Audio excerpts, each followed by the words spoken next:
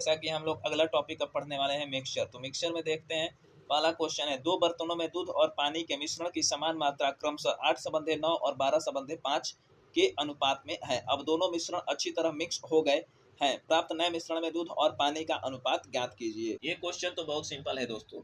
यहाँ पे पहले मिश्रण में मिल्क और वाटर का रेशियो 8:9 है और दूसरे वाले में 12:5 है। टोटल 17 यानी सेम है। तो अब यहाँ पे बोल रहा है न्यू मिक्सचर, ये दोनों जब मिला दिए जाते हैं तो जो न्यू मिक्सचर बनेगा उसमें मिल्क और वाटर का रेशियो, तो दोनों को जोड़ के लिख दो। 12, 8, 20 और 9, 5, 14, 20:14 यानी 10:7। ये आपका आंसर हो गया। अब अगले देखते हैं। अब है ए और बी, दो सोने और तांबे की दो मिश्र धातुएं हैं, ठीक है, जो धातुओं को क्रमशः 7:2 और 7:11 के अनुपात में मिलाकर तैयार की जाती हैं। यदि तीसरी मिश्र धातु सी बनाने के लिए समान मात्रा में मिश्र धातुओं को पिघलाया जाए तो सी में सोने और तांबे का अनुपात होगा। तो ये दोस्तों देखते हैं, देखिए इसमें तो यहाँ पे देखते हैं दोस्तों, ए और बी सोने और तांबे की दो मिश्र धातुएं हैं जो धातुओं को क्रमशः 7:2 और 7:11 के अनुपात में मिलाकर तैयार की जाती हैं। तो ए में जो है कितना है रेशियो, 7:2 है और बी में रेशियो 7:11 है।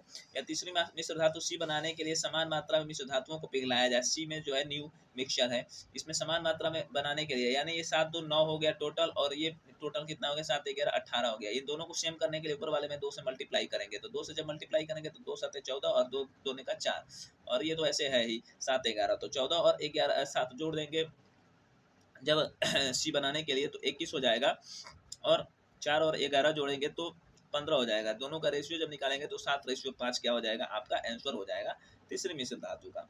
अब आगे देखते हैं। दो बर्तनों की सामग्री जिनमें दूध और पानी का अनुपात 2:3 और 4:5 है को 1:2 के अनुपात में मिलाया जाता है। परिणामी मिश्रण में दूध और पानी का अनुपात क्या होगा। तो यहाँ पे भी कुछ नहीं है। देखिए दोस्तों, इसमें क्या करना है, यहाँ पे फर्स्ट वाले में क्या है, दूध और पानी का अनुपात 2:3 है, और सेकंड वाले में दूध और पानी का अनुपात 4:5 है। तो यहाँ पे टोटल जब निकालते हैं तो 2 और 3 का टोटल 5 आ जाएगा, और 4, 5 का टोटल 9 आ जाएगा। तो इसको पहले सेम करने के लिए ऊपर में 9 से मल्टीप्लाई और नीचे में 5 से मल्टीप्लाई कर देंगे।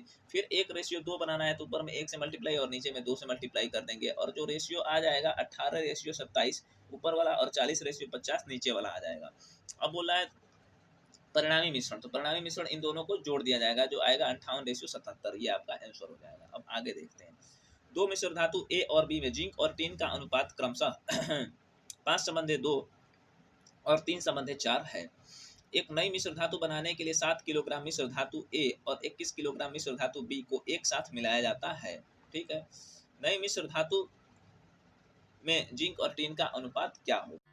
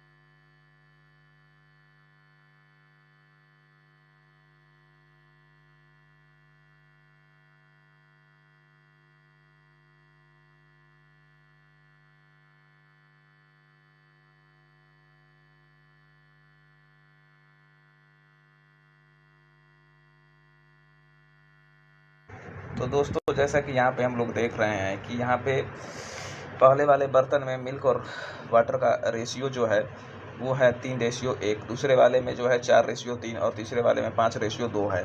कैपेसिटी जो है बर्तन की क्या है, बर्तन की क्षमता सभी बर्तनों की है 6:4:3 के अनुपात में है। तो यहाँ पे अब देखते हैं, क्योंकि 3 और 1 पहले वाले बर्तन में 3 और 1 मिला के टोटल 4 हो जाता है, 4 और 3 टोटल मिला के 7 हो जाता है, और 5 और 2 टोटल मिला के 7 हो जाता है। तो इसका रेशियो पहले 1:1 करने के लिए ऊपर वाले में 7 से मल्टीप्लाई करेंगे और नीचे वाले में दोनों में 4 4 से मल्टीप्लाई कर देंगे। अब जो आता है सभी बर्तनों की क्षमता का अनुपात 6:4:3 है, इसलिए यहाँ पे ऊपर वाले में 6 से, नीचे वाले में 4 से और उसके नीचे वाले में 3 से मल्टीप्लाई कर देंगे। जब 7 से 6 में मल्टीप्लाई करेंगे 42 आएगा, 4 से 4 में मल्टीप्लाई करने पे 16 आएगा, 4 से 3 में मल्टीप्लाई करने पे 12 आएगा। इन तीनों को जब 3 से कटाएंगे तो 4 से 1 मिनट 2 से कटाएंगे तो 2 से ये 6 बार में जाएगा, ये 8 बार में और ये 21 बार में। तो यहाँ पे आपका आगे देखते हैं। तो इसके बाद से क्या होता है कि मिल्क और वाटर का रेशियो निकालते हैं। तो जब ये 21 आया, 21 से जो है मिल्क के 3 में मल्टीप्लाई करेंगे, यहाँ पे जो है देखिए ये 21 है, 21 से जब 3 में मल्टीप्लाई करेंगे तो यहाँ पे 63 आएगा और 21 से 1 में मल्टीप्लाई करेंगे तो 21 आएगा। तो वही चीज़ आगे लिखा है कि 63:21। उसी तरह सेकंड वाले में भी जो मल्टीप्लाई करेंगे 8 से 4 में तो 32 आएगा और 8 से 3 में मल्टीप्लाई करेंगे तो 24 आएगा। उसी तरह जो है थर्ड वाले में 6 से 5 में मल्टीप्लाई करने पे 30 आएगा और 6 से 2 में मल्टीप्लाई करने पे 12 आएगा। यानी फर्स्ट, सेकेंड और थर्ड तीनों का रेशियो जो आता है नया वाला 63:21, उसके बाद से 32:24 और 30:12 आता है। तो चौथा जो बर्तन होगा उसमें रेशियो क्या हो जाएगा मिल्क और वाटर का, तीनों को जोड़ के यहाँ पे 125 और तीनों को जोड़ के 157। तो टोटल रेशियो आई भी इक्वल टू कितना, चौथे में जो है 125:57 आ जाएगा। नेक्स्ट क्वेश्चन देखते हैं। इसमें क्या 3 मिश्रण 75 लीटर, 60 लीटर और 75 लीटर की अलग अलग क्षमता के हैं।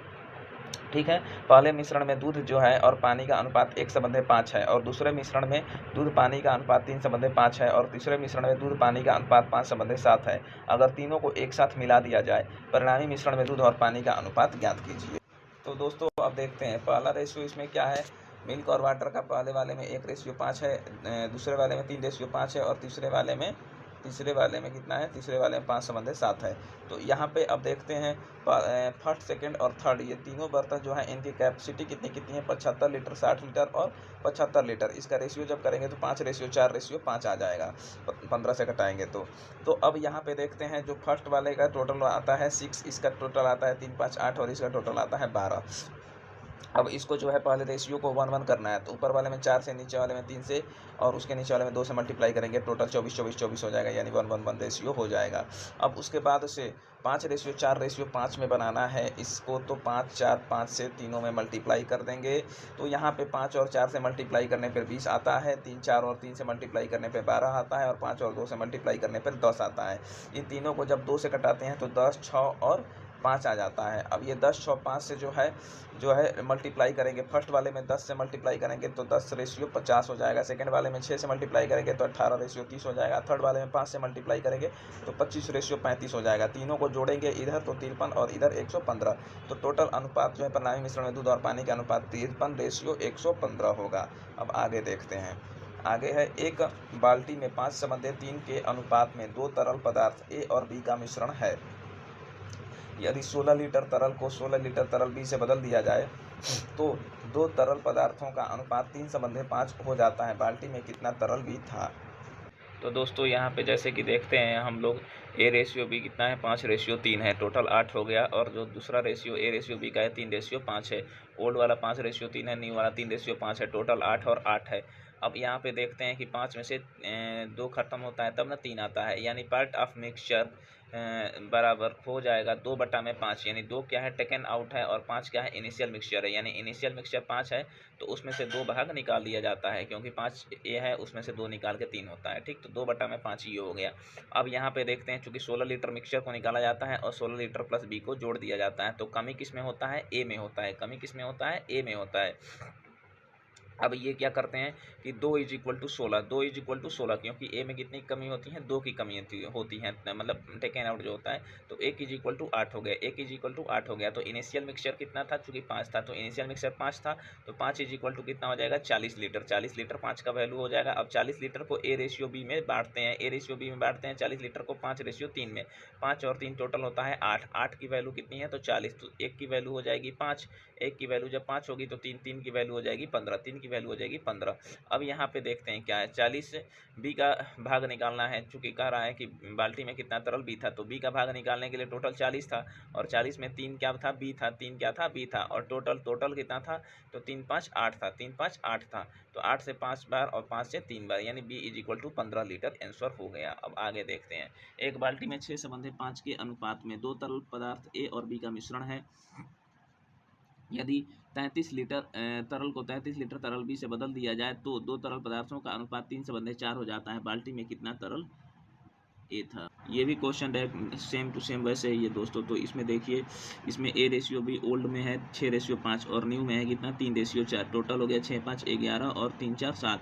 तो इसको 1:1 में करने के लिए 7 से ऊपर में मल्टीप्लाई, 11 से नीचे में मल्टीप्लाई। तो ए रेशियो भी हो गया 42:35 ओल्ड वाले में, और न्यू वाले में हो गया 33:44, यानी 9 की कमी होती है। ठीक है, 33 मिक्सचर निकाला जाता है और 33 बी जोड़ दिया जाता है, कमी ए में होती है। तो पार्ट ऑफ मिक्सचर कितना हो जाएगा, 9 निकाला जाता है ए में। देखिए 42 से 33 हो जाता है, यानी 9 माइनस हो जाता है। तो 9 और बटा में इनिशियल मिक्सचर कितना है 42 है। तो पार्ट ऑफ 3 बटा में 14 हो गया, 3 निकाला जाता है और 14 इनिशियल मिक्सचर है। चूँकि निकाला 33 जाता है एक्चुअली में, तो 3 = 33, तो 1 = 11। तो इनिशियल मिक्सचर 14 है, तो 14 = 14 × 11 यानी 154। तो 154 इनिशियल हो गया। चूँकि 154 इनिशियल है, इसमें ए और बी का रेशियो है 6:5। 6 5 11 टोटल होता है। 11 की वैल्यू 154, तो 1 की वैल्यू 154 बटा में 11, तो 6 की वैल्यू यानी ए की प्रारंभिक मात्रा ज्ञात करनी है, तरल कितना था, तो 6 से मल्टीप्लाई करेंगे तो 84 आ जाएगा, आंसर में हो गया। अब आगे देखते हैं, एक मिश्रण में दूध और पानी का अनुपात 5:3 है। ठीक है, मिश्रण का कितना भाग निकालकर उसके स्थान पर पानी डालना चाहिए ताकि मिश्रण में दूध और पानी का अनुपात 1:1 हो जाए। तो इसमें देखिए दोस्तों क्या होता है कि इसमें ओल्ड रेशियो जो है 5:3 है और न्यू रेशियो जो है 1:1 होना चाहिए बोल रहा है। ठीक है, तो 1:1 होना चाहिए। अब बोल रहा है कि मिश्रण का कितना भाग निकालकर उसके स्थान पानी डालता है कि मिश्रण दूध और पानी का अनुपात 1:1 हो जाए। मान लेते हैं एक्स मिक्सचर निकाला जाता है और एक्स पानी डाला जाता है, तो कमी किस में होगी, मिल्क में होगी। कमी किस में होगी, मिल्क में होगी। यहाँ 5 3 और 8 होता है टोटल, यहाँ 1 1 2 होता है टोटल। तो नीचे वाले में 4 से मल्टीप्लाई कर देंगे तो 4:4 हो जाएगा। 4 4 टोटल 8, ये भी बन जाएगा। मतलब अब यहाँ पे कितना मिक्सचर निकाला जाता है, तो 1 भाग निकाला जाता है 5 टोटल में से, तो 1/5 आंसर हो जाएगा। जय हिंद दोस्तों, बने रहिए।